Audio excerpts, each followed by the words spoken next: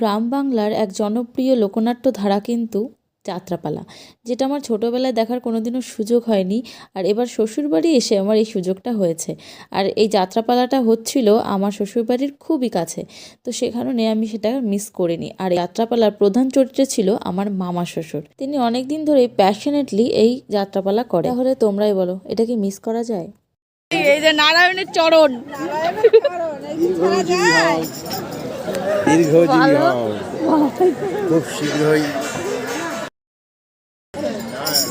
ভালো এসছে। এই এটা কৃষ্ণ, দেখি দেখি কৃষ্ণ কিন্তু হেভি কিউট। আর রাধা কোনটা? কৃষ্ণ থেকে রাধার গায়ে মাংস বেশি। রাধা কখন সাজবে? রাধার পাঠ মনে হয় পরে, ওই জন্য রাধা পরে সাজবে নাকি। এই মিনি ব্লগটা এই পর্যন্তই। নেক্সট মিনি ব্লগে তোমাদের যাত্রাপালার কিছু কিছু ক্লিপ শেয়ার করছি, চলো।